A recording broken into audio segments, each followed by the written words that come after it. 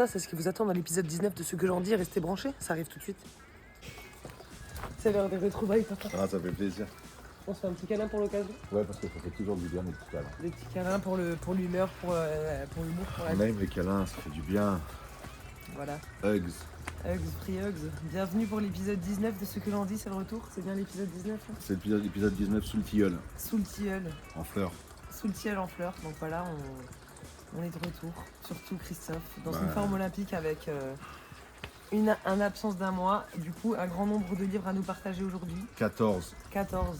Donc je vais pas pouvoir m'étendre beaucoup sur les livres, mais quand même je voulais vous en parler parce que ils m'ont tous plu, tous les 14. Et toi, chat? Et ben moi, petite annonce. Dans le prochain épisode, pour l'épisode 20, j'aurai terminé donc, ce grand roman de 600 pages que j'ai commencé aujourd'hui. Donc il me manque pas grand chose en vérité, mais je me suis dit allez, je vous l'annonce, je suis de retour dans les chroniques de Ce que j'en dis après une petite absence. Maintenant je laisse la place à Christophe, notre chroniqueur de livres préféré avec son premier ouvrage sur 14. Alors, on vous avait promis une vidéo d'exception la dernière fois. En fait, on voulait faire une vidéo collective.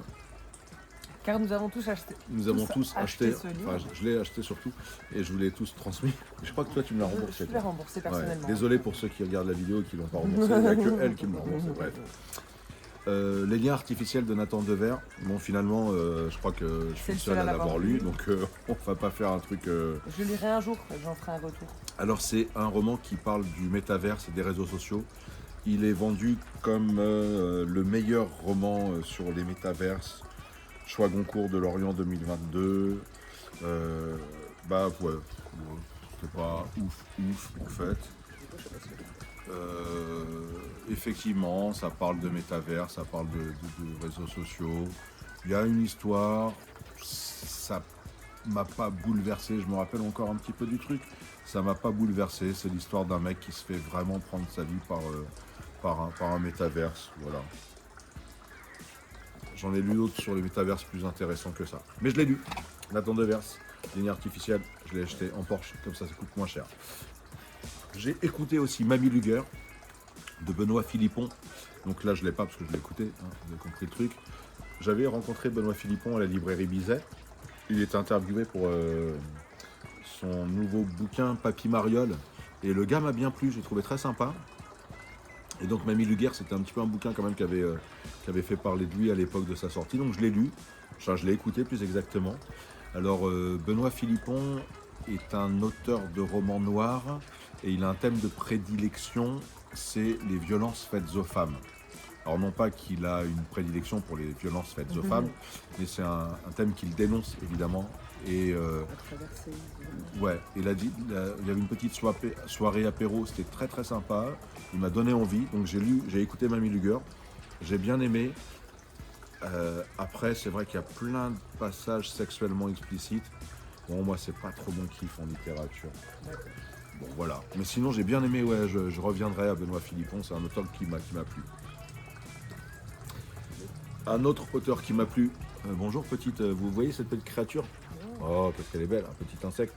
Certainement un coléoptère. Là, il est collé au livre. Excellent.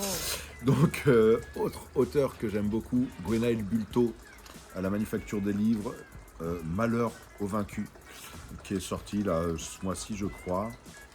Roman policier qui se passe en 1900 à Alger, donc l'Algérie française à l'époque. Et c'est un roman policier donc, mais qui se passe dans une ambiance de colonialisme, quoi. Et c'est très très très révélateur, très très très intéressant. Voilà, à l'époque qu'on vit, je pense que c'est bien de connaître un petit peu l'histoire de France. Je dis ça sans viser personne. Je ne vise pas les gens qui ont voté aux européennes, puisque moi je vote pas, donc j'ai aucune raison de les viser. Mais c'est important de savoir qu'est-ce que la France, d'où on vient, et l'histoire du colonialisme. Et c'est ça qui est bien avec Bulto, c'est qu'il fait des romans historiques, des polars historiques, qui sont des vrais polars, et qui sont dans un cadre historique précis, enrichissant, intéressant. Et j'aime beaucoup ce qu'il fait. Merci, Gwenaël Bulto. Au revoir, petit coléoptère. Ensuite, Anna O, gros bouquin, hein. Anna O, de chez Buchet-Chastel. de Matthew Blake, je crois, j'ai oublié son nom, ouais, Matthew Blake. Premier roman, un thriller, comme on dit, avec la langue sur les dents. Thriller? Yes, a thriller. It's a thriller? A thriller. Et waouh, d'une efficacité extraordinaire. Donc premier roman, c'est l'histoire d'une nana qu'on découvre endormie à côté de 2 corps de personnes qu'elle a manifestement lardé de coups de couteau. Et 12 ans plus tard, elle est toujours en train de dormir. Ah, non. Et donc là, il y a un type qui est un spécialiste clinicien du sommeil et des psychosciences, des neurosciences plus exactement, neurosciences, et qui va essayer d'une part de la réveiller et aussi de découvrir qu'est-ce qui s'est passé. Est-ce qu'elle était aussi consciente quand elle a tué ces gens? Parce que l'idée, c'est le principe de l'insomnie, on fait des choses sans en être tout à fait conscient. Est-ce qu'elle est légalement coupable ouais, et responsable des actes qu'elle a commis? Et il y a des rebondissements, mais extraordinaires. Super premier bouquin. Et au passage, je remercie le site Bipolar, puisque c'est par leur entremise que j'ai pu bénéficier de cette lecture. Donc merci Buchet-Chastel et merci Bipolar. Merci beaucoup.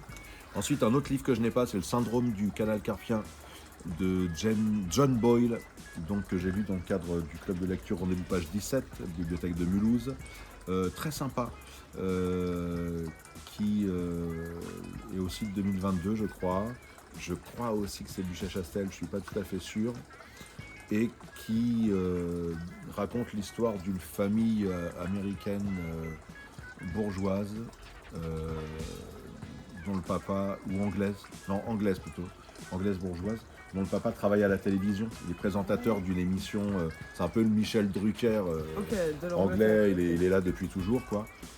Et ça montre à travers cette famille l'emprise dévastatrice des réseaux sociaux. Sur les familles et sur les gens et sur leur réputation, et c'est aussi un espèce de manifeste anti-wokisme très très intelligent. Alors dans le cadre du cercle de lecture, il est assez divisé, il y a plein de gens qui n'ont pas aimé, moi j'ai beaucoup aimé.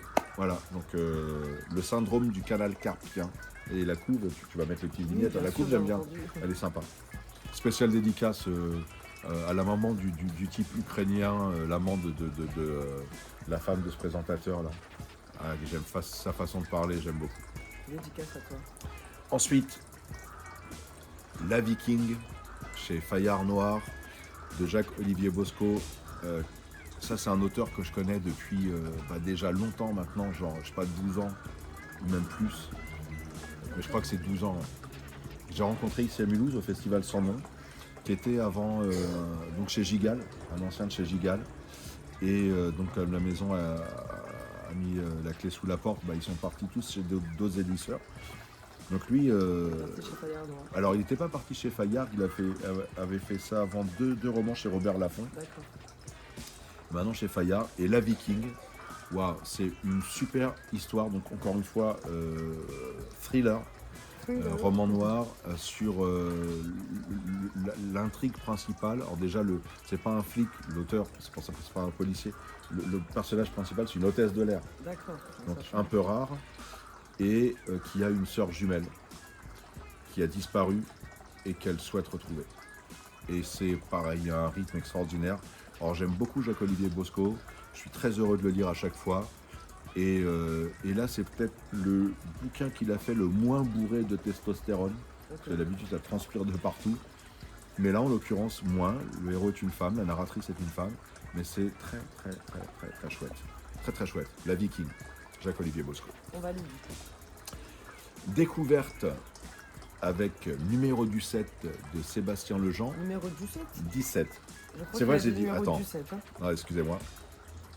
Laissons-le s'hydrater. Numéro 17. Alors. Chez Liana Levy. Liana Levy. Belle petite maison d'édition. Un très très beau livre. Et le petit résumé que j'en avais eu, c'était que c'est un bouquin qui parle du Darknet. D'accord.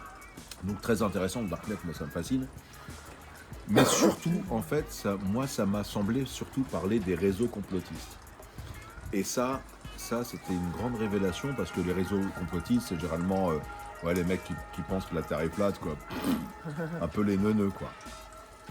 Et là, ça nous montre une réalité, c'est que les réseaux complotistes, c'est aussi les négationnistes, qui disent que la Shoah n'a jamais existé. Et c'est aussi tout un tas de réseaux, y compris en France, qui sont potentiellement vachement dangereux. Donc ça, c'est un vrai roman policier qui est dans ce milieu-là. Je ne vais pas dire que ça fait flipper, parce que c'est un roman, quoi. Mais ça ouvre quand même une perspective sur le complotisme qui n'est pas drôle, finalement. Ouais. Alors que d'habitude, on aime bien en rire. Là, c'est bien de peut-être s'y pencher un peu plus. Eden, de Dominique Conrad de Prol. Eden, de Dominique Conrad de Prol. Super Auto-édition. roman. Auto-édition. Alors, auteur auto-édité. Donc il fait tout lui-même et il le fait bien. Déjà, la couverture est jolie, j'apprécie, c'est un petit côté architectural. Alors, exactement. Et alors, la couverture, donc C'est futuriste un petit peu. c'est futuriste et c'est une particularité, c'est que genre les 60 premières pages du bouquin, il nous décrit la cité. C'est Paris. D'accord. Un nouveau Paris qui a été reconstruit à l'extérieur de Paris, en fait, au 22e siècle, 2105. La ville a été reconstruite. Donc, il nous explique au début vraiment tout ça, tu vois. Et ça, c'est vraiment bien, ça correspond exactement à la description. Alors, au début, c'est un petit peu pénible que tu dis, ok, ouais, c'est long, cette description, c'est long. Mais ensuite, en fait, on se rend compte que toute l'histoire, elle va vraiment se passer dans ce Paris qu'il a très très bien expliqué. Et ensuite, ça part dans des trucs qu'on n'a pas du tout vu venir. Sans trop spoiler, il y a les maraudeurs, qui sont des gens qui vivent en dehors de Paris et qui sont vraiment flippants. Et je me suis... vraiment, j'ai été surpris par ce bouquin qui, je me suis dit, bon, voilà, un bouquin d'auto-édition. Sans vouloir être condescendant, on se dit, bon, ça va être un petit niveau en dessous, quoi. Et effectivement, ça démarre comme ça, mais après, on oublie complètement que c'est de l'auto-édition et c'est un super bouquin qui mêle le polar et la science-fiction. Aussi le récit horrifique. Enfin, c'est très très bien. Dominique Conrad de Prol, voilà, il fait partie des auteurs auto-édités qui méritent vraiment d'être connus. Bravo. Un livre que j'aurais pas choisi pour son titre, Démonica. Si vous me connaissez, vous savez que j'aime pas du tout les trucs liés au spiritisme. En fait, ça n'a pas de rapport avec le spiritisme, c'est pour ça que finalement je l'ai lu. C'est quand même un récit horrifique, mine de rien, mais qui se base sur l'exode des protestants au XVIe siècle, suite à la guerre entre, on peut parler d'une guerre, hein, la guerre de religion entre les catholiques et les protestants. Donc il y a un certain nombre de protestants connus sous le nom de huguenots qui ont quitté la France pour le Nouveau Monde, donc les États-Unis, et notamment qui se sont installés dans la province française de Québec, au Canada. Et sauf qu'ils n'étaient pas du tout prêts. Okay. Pas du tout prêts à découvrir le froid, à découvrir les autochtones et à découvrir des espèces de bizarres créatures qui sont dans le coin là, et ils étaient vraiment pas prêts et ça fait assez flipper. Alors Hervé Gagnon, c'est un auteur québécois. Alors maîtrise et doctorat en histoire et en muséologie. D'accord. Donc le type, quand il fait un thriller historique, il est dans les clous, mais aussi il fait flipper, quoi. Démonica, très très bien. Donc collection noire de M+ édition. Toujours M+ édition. On reste dans la même maison. On reste dans la même maison, on reste dans la même collection et on reste dans le même esprit, c'est-à-dire thriller politique. Okay. Sauf que autant dans Démonica, il peut y avoir... Donc c'est Maurice Guiran, aussi un ancien de Gigal. Il a fait une trentaine de polars chez Gigal. On n'est pas sérieux quand on a 17 ans. Voilà, on n'est pas sérieux quand on a 17 ans. Là encore, thriller historique, complètement une autre époque. Alors deux époques en fait. La Deuxième Guerre mondiale, donc les années 40-44, et puis les années 60 à Marseille. Donc c'est un polar, là cette fois-ci. Donc dans les années 60, c'est dans le milieu du banditisme marseillais. D'accord.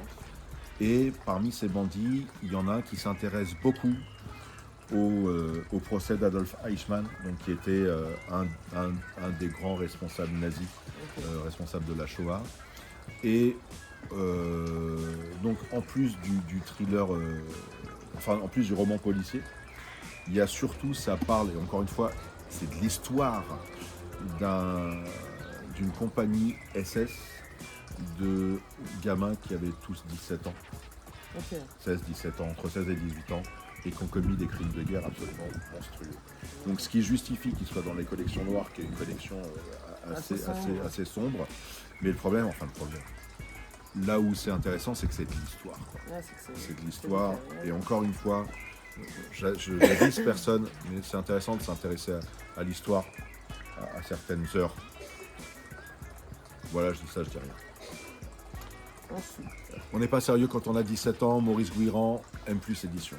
Ensuite, grâce à Babelio, vous savez, Babelio, régulièrement, il organise des masses critiques. 2 fois par an, il y a la masse critique jeunesse et jeune adulte. Et j'ai postulé pour pouvoir recevoir le premier tome d'un manga qui s'appelle Tomozaki-kun est un loser. C'est lui. C'est Tomozaki-kun. Ouais, de Aito Shida, basé sur une œuvre originale, donc je pense un roman de Yuki Yaku. Mais super sympa, c'est l'histoire d'un type qui est un virtuose en jeux vidéo. C'est le meilleur joueur de Attack Families, un super Attack Families. Et il est vraiment le numéro 1. Ok. Mais c'est un no life. Alors il est trop nul en relation. Il est nul en tout. Ouais. Il est nul en Il tout. sait juste jouer aux jeux vidéo. Il sait juste jouer aux jeux vidéo. Et un jour, sur les réseaux, il contacte la numéro 2 Ok. et décide de se rencontrer. Ok. Truc de ouf, c'est une meuf de sa classe. Ok. Sauf que elle, c'est la meuf populaire. Ok, c'est tout le contraire de lui. C'est ça. Et elle décide de le faire sortir de son cocon, de lui apprendre à créer du contact avec des gens. Et j'aime bien. Ouais, j'aime vraiment bien. C'est tout mignon. Ouais, vraiment, c'est pour les ados. Mais je me dis que à l'époque où on vit, à l'ère post-Covid, après 2 ans de confinement, les ados, ils ont salement mangé aussi pour ce qui est du relationnel. Et c'est exactement le genre de manga dont ils ont besoin pour réapprendre à parler aux gens autour d'eux. Ok. Donc c'est le tome 1. Pour la jeunesse, quoi. Tomozaki, mais même pour les... Enfin moi j'ai kiffé, j'ai 52 ans, j'ai kiffé. Donc Tomozaki-kun est un loser, c'est le tome 1, donc ça c'est cool. Je vous le dis tout de suite, chez Delcourt, moi je vais lire la suite. Hein. Donc soit vous les envoyez en service de presse, soit je vais les acheter. Est-ce que les mecs, ça leur donne envie de m'envoyer en service de presse, tu crois? Non, je ne crois pas. Ensuite,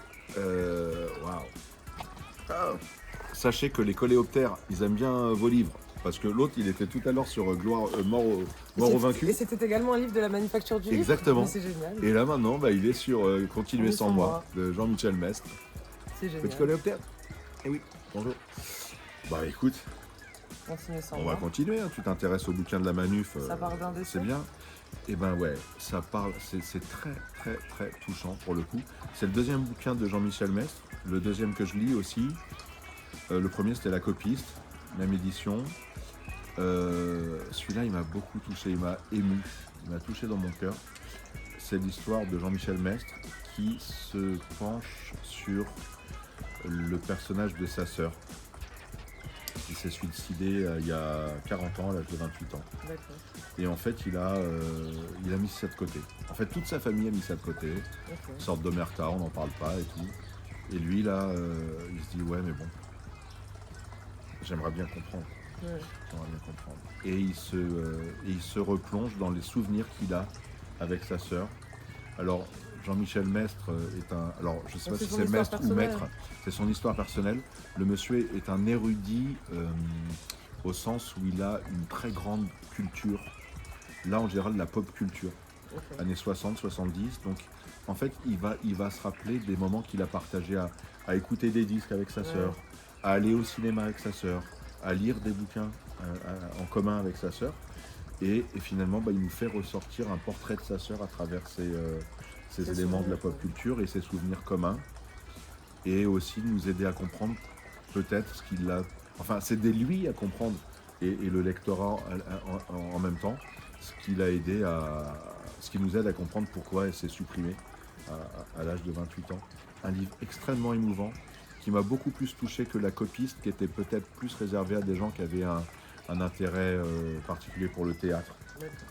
Là, c'est un intérêt pour la vie. Et c'est vrai que les gens de ma génération, les années 60-70, Ça peut être nostalgique. c'est ça. Et c'est très chouette.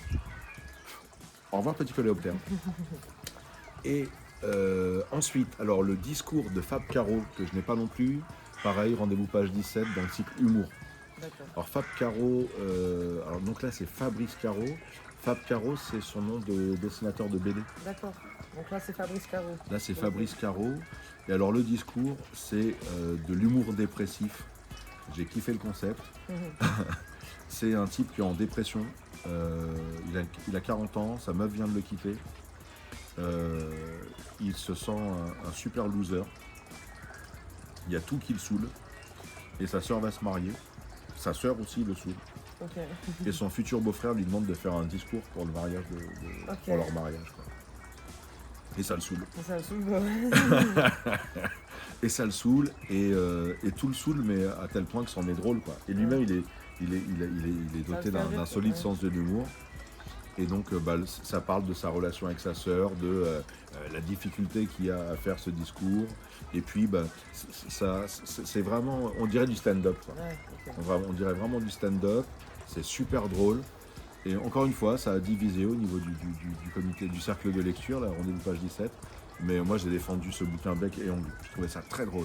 Okay. C'est un petit peu, ça date aussi, je crois qu'il est 2018 maintenant, donc ouais. Ça date. Ouais, quelques années, c'est-à-dire que moi, j'ai tellement de nouveautés qu'au bout d'un moment, les bouquins qui ont 4 ans, je trouve que ça date, quoi. Oui. Mais vraiment bien. Et puis, je l'ai fini ce matin. J'ai pas encore fait ma chronique. J'ai fait la vidéo avant la chronique, c'est inédit, quoi. Là, l'avant-première, c'est Zona Cero de Gilberto Villarroel, qui est un auteur chilien que j'ai déjà rencontré aux Imaginales d'Épinal, qui m'avait félicité sur le t-shirt que tu m'as offert, que les auteurs de littérature de l'imaginaire aiment beaucoup. C'est écrit Tentacle Attacks. Et t'as une grosse pieuvre géante qui détruit une ville. Tu le mettras pour le prochain ça. épisode, tiens. Ouais. Et Gilberto, il a vu mon t-shirt, il a dit... Nice t-shirt. Et alors lui, il écrit une série c'est un auteur chilien qui vit à Paris, qui a écrit une série de romans qui met en scène Lord Cochrane. Donc j'ai pas bien compris, mais c'est un personnage historique et qu'il met dans des univers Lovecraftiens, genre un petit peu... d'après ce que j'ai compris, c'était un petit peu plutôt soit dark fantasy, soit un petit peu steampunk. Et bon, j'ai jamais pris cet auteur au sérieux. Okay. Et là, Zona Cero, l'éditeur aux Forges de Vulcain, David Melman, très content, dit ouais, on réimprime Zona Cero et tout. Et je me suis dit ouais, il faudrait quand même que je le lise. Pour voir, hein. Et là, mea culpa, pourquoi j'ai pas lu Gilberto Villarroel plutôt avant ça, j'ai honte, quoi. Ouais, j'ai honte. Un excellent auteur. Là, c'est un roman d'aventure apocalyptique. En fait, pour faire vite, il y a un tremblement de terre à Santiago, capitale du Chili, et du cimetière central commence à sortir un type qui commence à bouffer des gens. Ah. Ah, ouf. Alors dans l'histoire, c'est un vampire. Pour moi, il ressemblait surtout vachement à un zombie, mais bon, c'est un vampire. Et ce vampire, en fait, l'Église catholique savait depuis longtemps qu'il était là.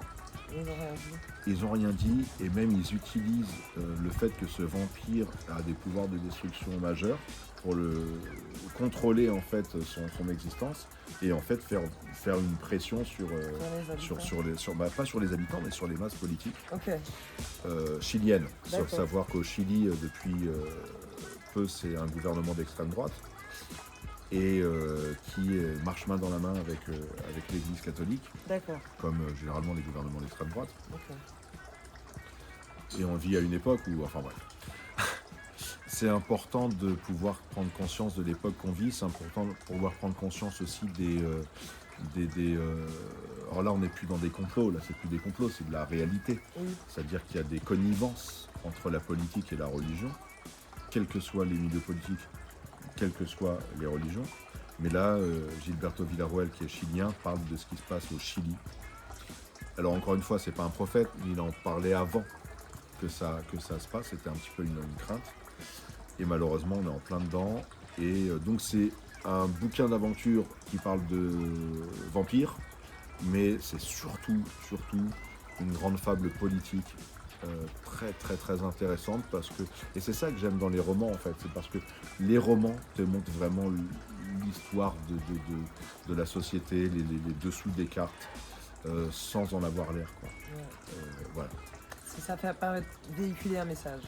Exactement, et avec beaucoup plus de sérénité Et de liberté que ne pourrait le faire un écrivain engagé en politique, par exemple. Tout à fait. Voilà. Les romanciers, pour moi, c'est vraiment les vrais. C'est même pas les vrais sonneurs d'alarme, comme on dit. Je sais pas comment on dit les sonneurs d'alarme. Sonneur d'alerte. Sonneurs d'alerte, ouais. C'est Lanceur juste d'alarme. les gens qui. C'est des haut-parleurs. C'est ça, ce sont des haut-parleurs. C'est sur ces belles paroles que nous allons conclure cet épisode 19 de Ce que j'en dis. Et la prochaine fois, on le fait dans 15 jours parce que ça évitera d'avoir Ça 14 évitera bouquins d'avoir 14 chroniqués. bouquins, et puis moi je chroniquerai donc One Piece tome 3. Ça sera fou, ça sera crazy, peut-être que j'en aurai un autre, peut-être que pas. Et en tout Au cas, nous, on revoir. sera là.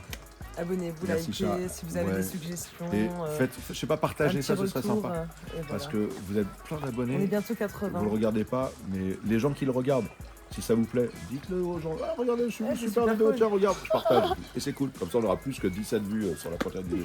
Merci. Salut les gens.